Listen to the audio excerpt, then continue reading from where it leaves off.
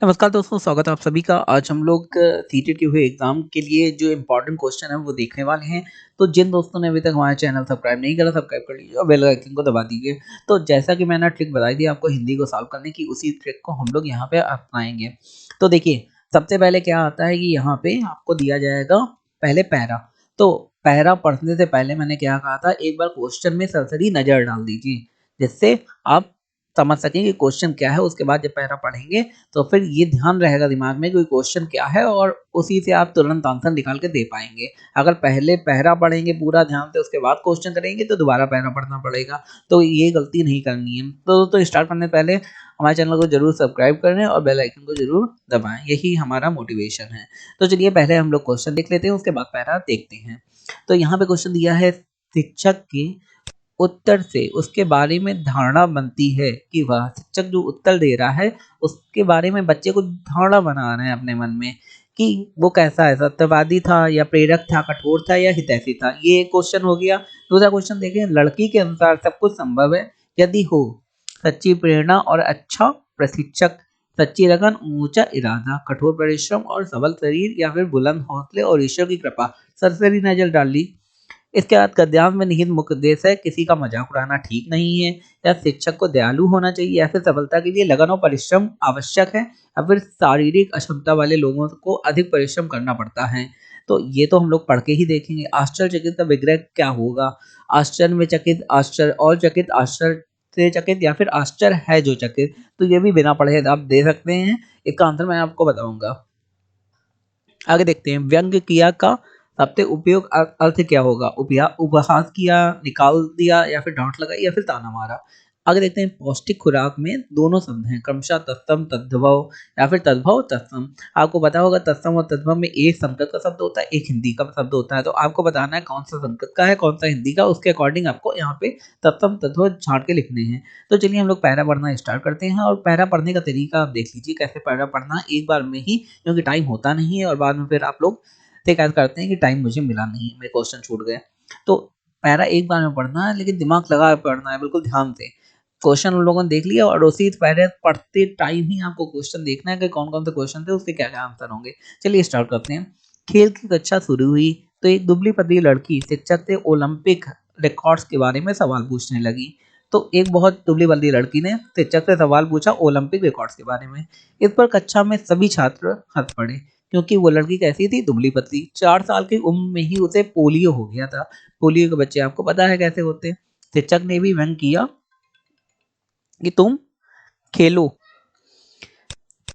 शिक्षक ने भी व्यंग किया, सॉरी, ओके, हाँ, शिक्षक ने भी व्यंग किया, तुम खेलों के बारे में जानकर क्या करोगी? तुम तो ठीक से खड़ी भी नहीं हो सकती। फिर ओलंपिक से तुम्हारा क्या मतलब है? तुम्हें कौन सा खेलों में भाग लेना है जो यह सब जानना चाहती हो? उदास होकर लड़की चुपचाप बैठ गई और सारी क्लास उस पर देर तक हंसती रही। घर जाकर उसने माँ से पूछा, क्या मैं दुनिया की सबसे तेज धावक बन सकती हूँ? उसकी माँ ने उसे प्रेरित करते हुए कहा कि तुम कुछ भी कर सकती हो, इस संसार में नामुमकिन कुछ भी नहीं है। तो दोस्तों, स्टोरी को आपको ऐसे लेना है जैसे आप आनंद के साथ स्टोरी पढ़ना है। एग्जाम के प्रेशर में या फिर क्वेश्चन सॉल्व करने, इसको लेकर ये सोच कर स्टोरी ना पढ़िए, नहीं तो आपको एक बार में समझ में नहीं आएगा। आगे देखते हैं। अगले दिन जब खेल पीरियड में उसे बाकी बच्चों से अलग बिठाया गया तो उसने कुछ सोचकर बैसाखियां संभाली और दृढ़ निश्चय के साथ बोली, सर, याद रखिएगा, अगर लगन सच्ची हो, इरादे बुलंद हो तो सब कुछ संभव है। सभी ने इसे भी मजाक में लिया और उसकी बात पर ठाका लगाया। मतलब सब हंसने लगे, जैसा कि हमारी सोसाइटी में लोग करते हैं। और जब आप सफल हो जाते हैं तो फिर वही लोग आपको इज्जत देते हैं। अब वह लड़की तेज चलने के अभ्यास में जुट गई। वह कोच की सलाह पर अमल करने लगी, अच्छी और पौष्टिक खुराक लेने लगी। कुछ दिनों में उस उसने अच्छी तरह चलना फिर दौड़ना सीख लिया। उसके बाद वह छोटी मोटी दौड़ में हिस्सा लेने लगी। अब कई लोग उसकी मदद के लिए आगे आने लगे। वे उसका उत्साह बढ़ाते, उसके हौसले बुलंद होने लगे। उसने 1960 के ओलंपिक में 100 मीटर, 200 मीटर और 4 गुणे 100 रिले में वर्ल्ड रिकॉर्ड बनाकर सबको आश्चर्यचकित कर दिया। ओलंपिक के इतिहास रचाने वाली वह बालिका थी अमेरिका की प्रसिद्ध धाविका विल्मा रुडोल्फ। देखिए, एक होता है ओलंपिक, एक होता है पैरा ओलंपिक। पैरा ओलंपिक आपको पता है जो शारीरिक रूप से अक्षम लोग हैं उनके लिए होता है। तो ये स्टोरी आपको समझ में आ गई होगी। अब देखिए आंसर कितनी जल्दी जल्दी सॉल्व होते हैं, क्योंकि आंसर हम लोग पढ़ भी चुके थे। तो पहला क्वेश्चन क्या है, शिक्षक के उत्तर से उसके बारे में धारणा बनती है कि वह सत्यवादी था, प्रेरक था, कठोर था या हितैषी था। अब शिक्षक ने कोई उसे सलाह तो नहीं दी, अच्छा तो नहीं कहा, तो इसका मतलब शिक्षक कठोर था, क्योंकि वो बुरा बोल रहा था, उसने कोई सद्भावना नहीं जताई। आगे देखते हैं, लड़के के अनुसार सब कुछ संभव है यदि हो, तो क्या हो? सच्ची प्रेरणा और अच्छा प्रशिक्षण हो, या फिर सच्ची लगन और ऊंचा इरादा, कठोर परिश्रम और सबल शरीर, और बुलंद हौसले और ईश्वर की कृपा। तो यहाँ पे क्या होगा, अगर कठोर परिश्रम और सबल शरीर, और सच्ची प्रेरणा और अच्छा प्रशिक्षक, या फिर सच्ची लगन और ऊंचा इरादा, तो क्या आपने पढ़ा था? तो चलिए हम लोग एक बार दोबारा देखते हैं। इसमें लड़की कहाँ, जैसे आपको क्वेश्चन आएगा तो तुरंत आपको इस तरीके देखना है, अगर आपको याद नहीं रहता तो। ठीक है, तो देखते हैं, आप भी मेरे साथ देखिए और ये इसका अभ्यास करिए कि कितनी जल्दी हम लोग देख सकते हैं इसे।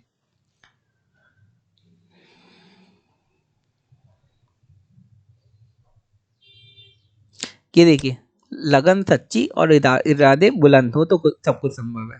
तो इस टाइप में आप देखेंगे तो सच्ची लगन और ऊंचे इरादे हों तो सब कुछ संभव है, ये वाला हमारा आंसर सही हो जाएगा। तो इस तरीके से आप देखेंगे अगर आपको कोई क्वेश्चन नहीं आ रहा। आगे देखते हैं, गद्यांश में निहित मुख्य संदेश क्या है? कि किसी का मजाक उड़ाना ठीक नहीं है, या फिर शिक्षक को दयालु होना चाहिए, या फिर सफलता के लिए लगन और परिश्रम आवश्यक है, या फिर शारीरिक अक्षमता वाले लोगों को अधिक परिश्रम करना पड़ता है। तो इसमें क्या सही मतलब है कि इसमें जो भी है, शिक्षक दयालु होना चाहिए, ये तो कोई इसमें ये गद्दान का मुख्य संदेश तो ये नहीं है। सफलता के लिए लगन और परिश्रम करना पड़ता है, ये हो सकता है। आगे, शारीरिक अक्षमता वाले लोगों को अधिक परिश्रम करना पड़ता है, ये भी ठीक है। लेकिन मुख्य संदेश क्या है, संदेश क्या देना चाहता है जो लेखक है? वो ये कहना चाहता है कि ये किसी का मजाक नहीं उड़ाना चाहिए, ये भी सही है, और सफलता के लिए लगन और परिश्रम आवश्यक है। तो इन दोनों में से भी कौन सा सबसे सही है? वो है सफलता के लिए लगन और परिश्रम आवश्यक है। अगर देखते हैं, आश्चर्यचकित का विग्रह क्या होगा? आश्चर्य में चकित, या फिर आश्चर्य और चकित, या फिर आश्चर्य से चकित, या फिर आश्चर्य है जो चकित। तो आश्चर्यचकित का क्या होगा विग्रह? आश्चर्य में चकित या फिर आश्चर्य और चकित। और का तो पहले हटा देंगे, ठीक है। आश्चर्य है जो चकित वो भी हटा देंगे। आश्चर्य में चकित, आश्चर्य में कैसे आप चकित हो सकते हैं? में का कोई मतलब नहीं, आश्चर्य से चकित, यही जब लोग बोलते हैं यही तो बोलते हैं आश्चर्य से चकित हो गए। ठीक है, तो यही है जो हम लोग डेली बोलचाल की भाषा में बोलते हैं, बस वही क्वेश्चन है। आगे देखते हैं, व्यंग किया का सबसे उपयुक्त अर्थ क्या होगा? उपहास किया, या फिर निकाल दिया, या फिर डांट लगा, या फिर ताना मारा। देखो, व्यंग किया का मतलब है बच्चे हंसे, उन्होंने उपहास किया, लेकिन टीचर ने व्यंग किया मतलब ताना मारा होते कि तुम तो पैरा ओलंपिक में भाग ही नहीं ले सकते, तुम्हारा शरीर ही ऐसा, तो तुम पहले बैठ जाओ जाके। आगे देखते हैं, पौष्टिक खुराक में दोनों शब्द हैं क्रमशः। तो जो पौष्टिक खुराक है उसमें एक तत्सम शब्द होगा, एक तद्भव शब्द होगा। तो उसमें कौन से दोनों शब्द हैं? तत्सम तद्भव, या फिर तद्भव तत्सम, या फिर देशज आगत और तत्सम आगत। इसमें कौन सा है? तो हमारा सही हो जाएगा तत्सम और तद्भव। आगे देखते हैं, तुम्हें कौन सा खेलों में भाग लेना है? भावार्थ की दृष्टि से देखें तो उपयुक्त वाक्य है। तो ये कैसा है? ये सिंपल सी बात है, इसमें विस्मय नहीं हो रहा है, इसमें निषेध नहीं हो रहा है, इसमें बिना विधानार्थक वाक्य भी नहीं है। तो कौन सा वाक्य है? ये प्रश्नवाचक पूछा जा रहा है, तो वो बता रहा है कि तुम्हें कौन सा भाग लेना है। आगे देखते हैं, लड़की के सवाल पूछने पर छात्र हंस पड़े क्योंकि वो खेलना नहीं जानती थी, खेल नहीं सकती थी, खेलना नहीं चाहती थी, या फिर बहुत छोटी थी।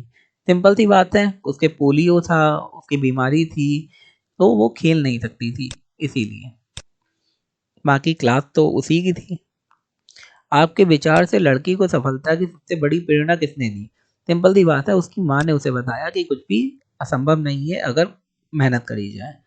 आगे देखते हैं एक ये दिया है, इसमें हम लोग क्वेश्चन देखते हैं। पहले हम लोग इसे पढ़ेंगे और उसके बाद क्वेश्चन देखेंगे। आप एग्जाम में कर सकते हैं ऐसा, जैसे मैंने ट्रिक बताया कि पहले क्वेश्चन पढ़िए उसके बाद इसे देखिए।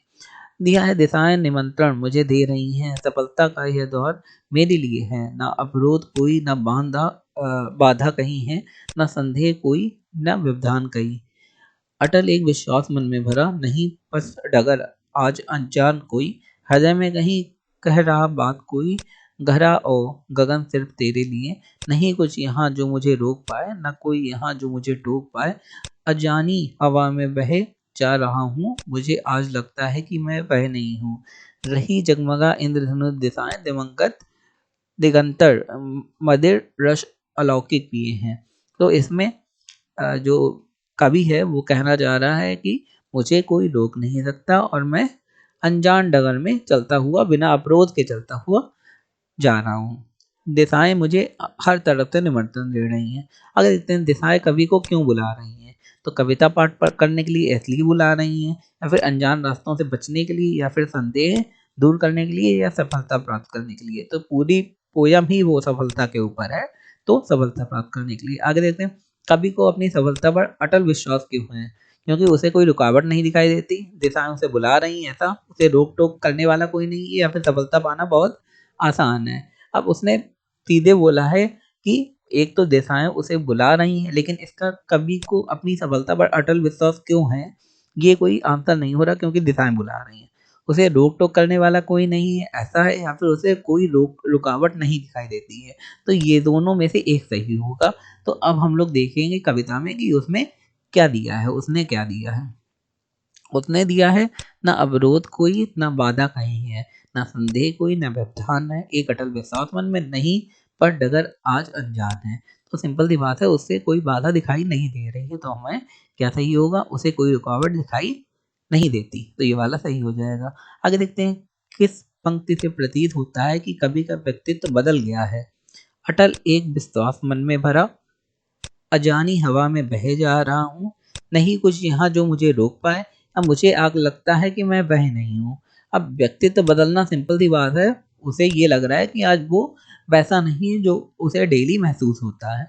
तो सिंपल क्वेश्चन है, आप बेसिक लॉजिक में व्याकरण की दृष्टि से इंद्रधनुष शब्द है। अब इंद्रधनुष जो शब्द है वो व्याकरण की दृष्टि से कैसा होगा, वो संज्ञा होगा या सर्वनाम होगा या विशेषण होगा या फिर क्रिया विशेषण होगा। तो इंद्र धनुष, आप इंद्र का धनुष, तो वो कोई चीज है इंद्र का धनुष, तो सर्वनाम हो नहीं सकता, उसमें विशेषता कोई बताई नहीं गई। इंद्रधनुष में कोई रंगों की विशेषता नहीं बताई गई है, और जब विशेषता नहीं बताई गई तो क्रिया का विशेषण भी नहीं होगा, तो उसमें क्या हो जाएगा, ये संज्ञा शब्द हो जाएगा आपका। आगे देखते हैं अर्थ की दृष्टि से शेष से भिन्न कौन सा शब्द है। अर्थ की दृष्टि से डगर, अवरोध, व्यवधान या बाधा। तो अलग से भिन्न कौन सा, अवरोध व्यवधान और बाधा, ये तो एक जैसे हैं लेकिन डगर अलग है बिल्कुल। अगले एक क्वेश्चन, कविता का केंद्रीय सुर है उत्साह और आत्मविश्वास, बाधाएं और विघ्न, सुनसानी और अनजानपन, या फिर कर्म और प्रेरणा। तो इसमें क्या है, इसमें मेन फोकस करा गया है हमारा उत्साह और आत्मविश्वास से, तो ये वाला हमारा सही हो जाएगा। तो दोस्तों अगर आपको हमारा वीडियो अच्छा लगा, मेरे चैनल को लाइक शेयर सब्सक्राइब जरूर करें। धन्यवाद।